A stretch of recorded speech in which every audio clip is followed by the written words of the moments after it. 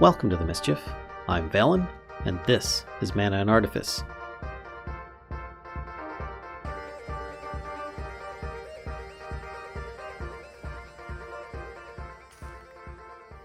So where to begin? At Tier 1, you still have some early game construct access, but it's not very, broad just yet. You'll need to be Tier 2 for that to happen, or be fortunate enough to find something called a Rune marking that you might have found in any number of different structures or things like that. Either way, you'll need an armor stand to start, and this is just for the basic level constructs. In this barrel, I have a multitude of different parts and pieces, any of which can be used for assembling your first wicker wood style construct. Now there's any number of different parts and pieces you can put on here. There's different torso parts you can assemble, and you can mix and match them. It doesn't matter as long as you have at least one of each type. And by type, I mean head, torso, legs, and two different arms, one on the left and one on the right.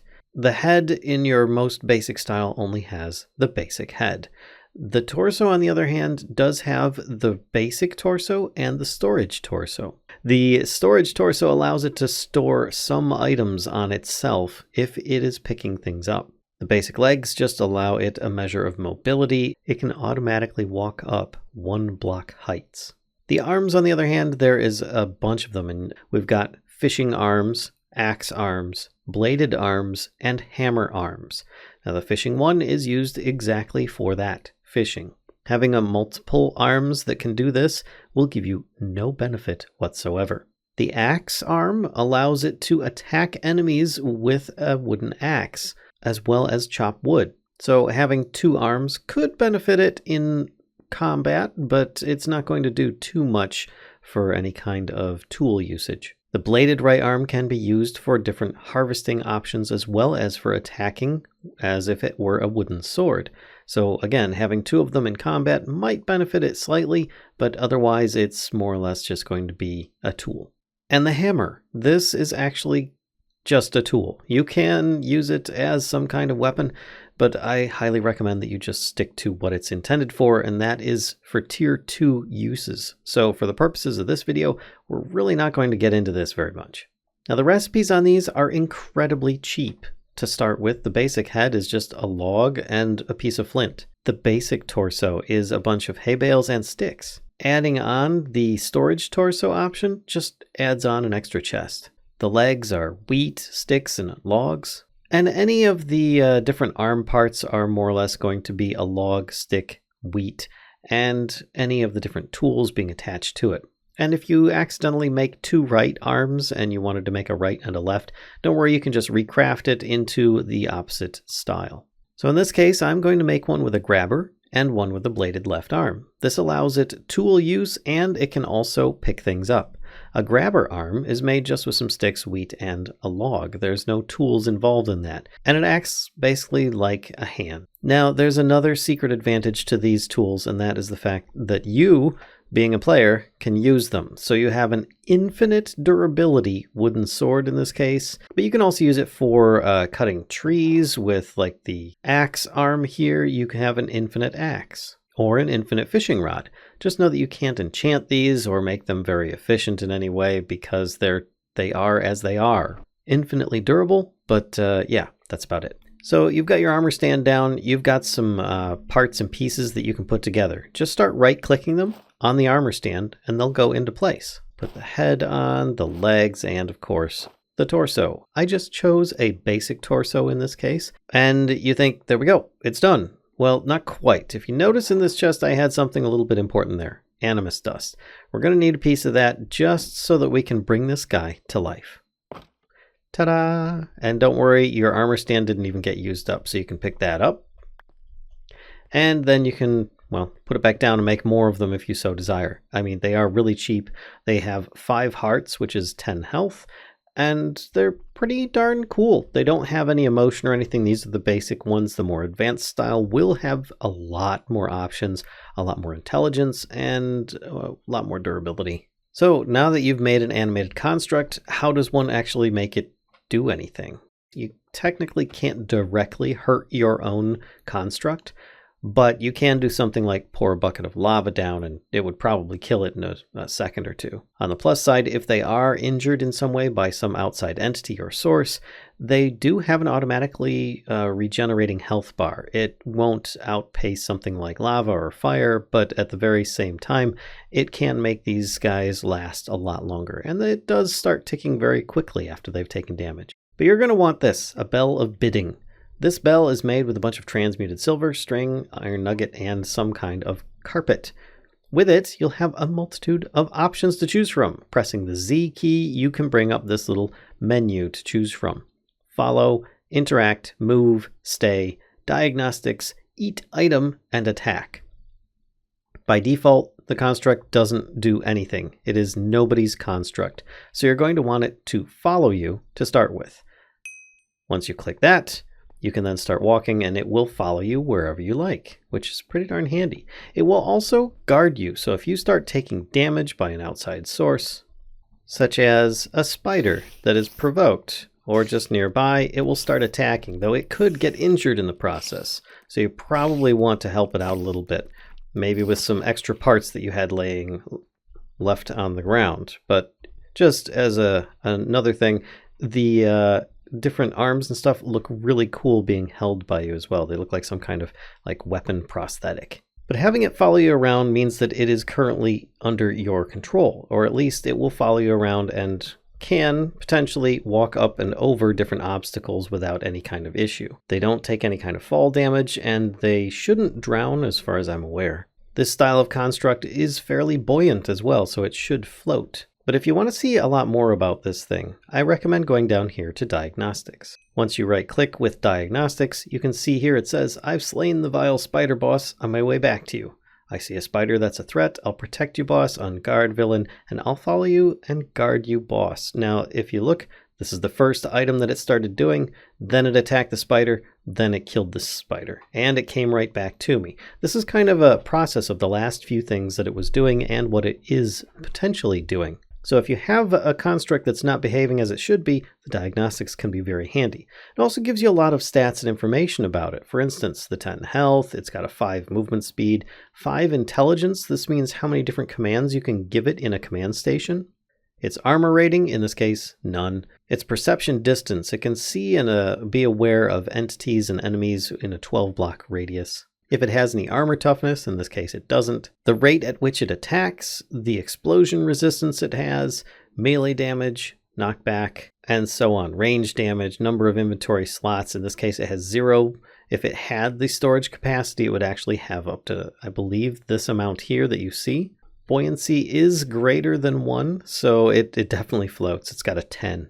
And a mana amount. Yes, some of these constructs can actually use mana. And then it shows you all the different things that it could potentially do. In this case, it can make melee attacks because it has a melee weapon. It can harvest fully grown crops because of that bladed arm. It can shear things like sheep, chickens, and pumpkins because of that bladed arm. It can also plant crops because of the grabber arm. It's also capable of carrying items in its hands, and it can craft items at a magician's workbench. All very handy things to have. And if you notice here, it's got little spots here below these little like grabber hand icons.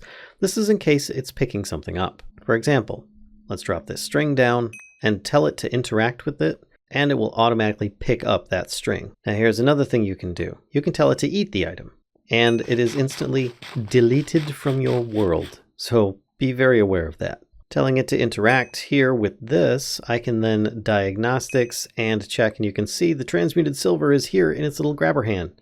If I click that, it'll drop it, and then I can pick it back up, put it in my own inventory. So if for some reason your construct has picked something up, you can reclaim those items. Now, of course, attack, you can just choose this and click on something, even if it's a cow or chicken, and it will automatically go and take care of it for you. You can tell it to stay, so it'll stop following you and it'll just stay in place. But then, of course, you're going to want to either make it move, but you notice here, it's not actually moving to a place. Reason is you told it to stay. You need it to actually follow you first so that it knows to obey your command. Then you can tell it, go over here. Go over here. Wait a second, I'm going to have to choose it again. Nope. Each time that you tell it to either move or stay, it then stops doing anything else at that point. You notice it stopped following me as well. So if you want it to resume command of you, you'll need it to follow you once again. Now this interact option up here is not just for picking up items. It can be used for something like these little workstations here. A delegation station is made with vellum and a basic table. These are going to be extremely important for having your construct do anything more than just follow you around and eat stuff. As I said at the beginning of the video, if you are fortunate enough to find a rune of marking, you can then use it to do a whole lot more. If not, then you'll have to get to tier 2, which involves, completing your quests on the Oculus over there and then sleeping on it, getting to tier 2, and then you can unlock being able to make those, which I will cover that in the next episode. But for now, we actually are going to cover the delegation station so that you can better control this, because chances are you've come across some kind of structure in your wanderings, buildings, whatever, and you may have come across one of these. Either way, it's a basic option. So when you place one of these things down, you'll want it to be somewhat near the area you'd like your animated construct to be performing some kind of task. Right-clicking on it, you see that it has this really big blank screen in the middle. It has another blank screen on the right with some kind of slot, and a whole bunch of different commands on the left, plus a start node. This is the beginning of where you're telling your construct to begin. It's kind of a flowchart of things that you can tell it to do or not do. And you have so many different options in here, you might think, wow, my construct can do everything at once. Well, keep in mind that if you have your diagnostics here, it has an intelligence of 5. Looking at this, what does that mean? That means you can have it do 5 tasks in total before it will actually be too complex for your construct to understand. So whether it be taking multiple items from containers, harvesting some crops, and then putting items in a container, that would be 5 items, whether they're the same or different options.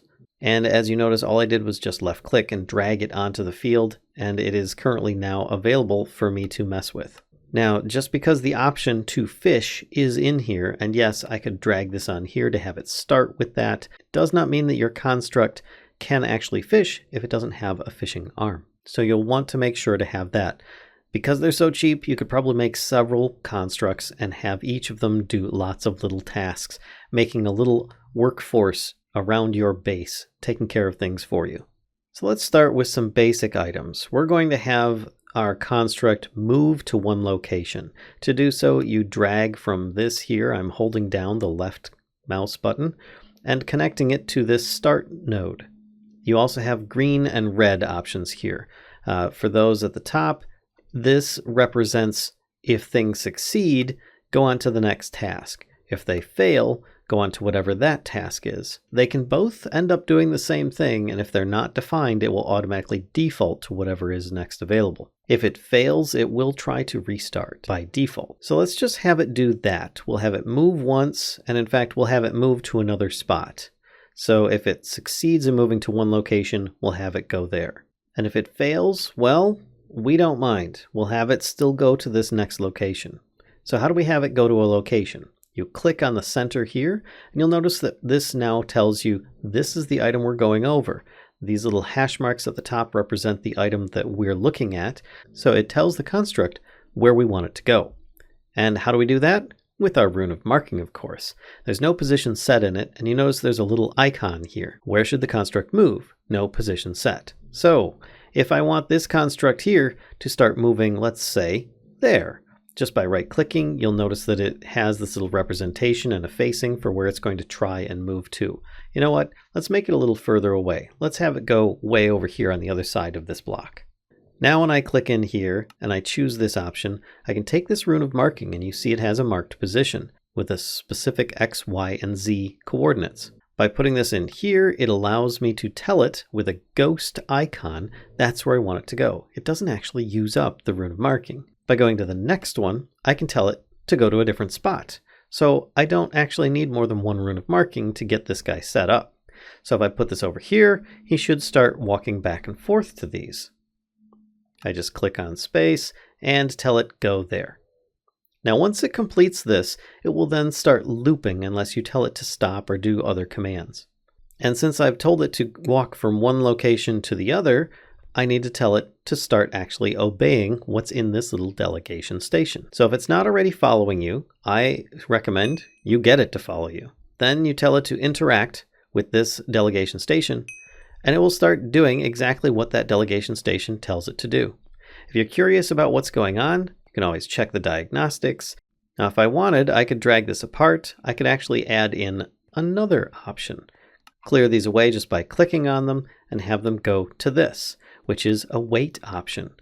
How long should the construct wait in seconds? We tell it 1 second, and then we'll go here. And no, you don't actually have to have both of these going to the same one. If for some reason it cannot get to this other location, you could actually have it wait down here for a differing amount if you so desired. But as we don't really need to do that, we don't need to do that. So if I click this and cancel it, you notice it says warnings detected in logic flow.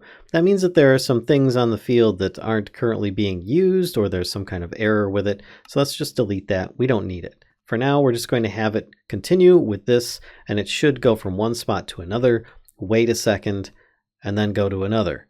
But only from one location to the other, not the reverse.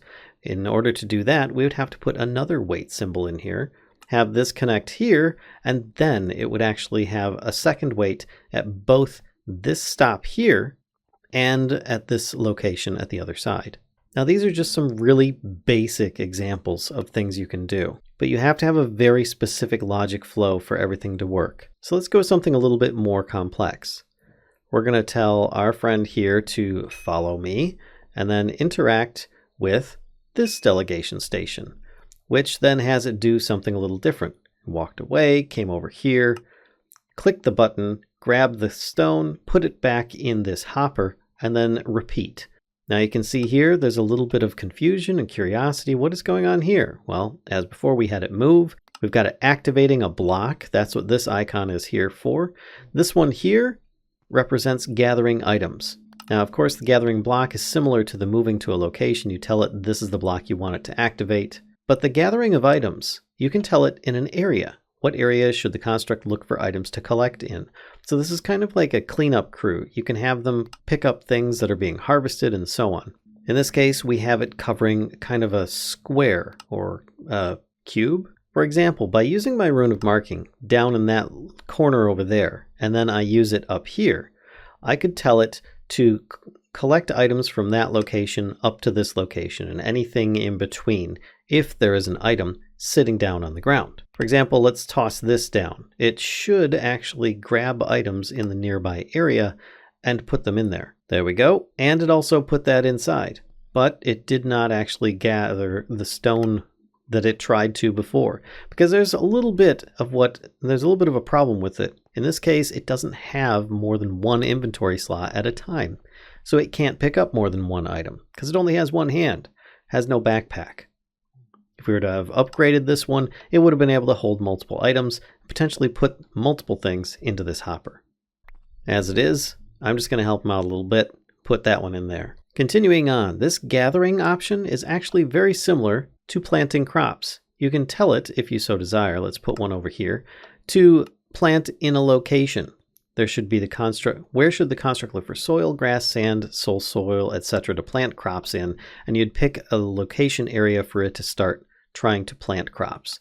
Same thing with harvesting crops. You can tell it an area to harvest, and it will only harvest them when they're currently at full growth. Chopping trees, again, you can tell it a specific block, or you can tell it an area that it can cover. And you can tell it to place blocks at locations and so on. In this case, this guy's dropping an item at a specific location.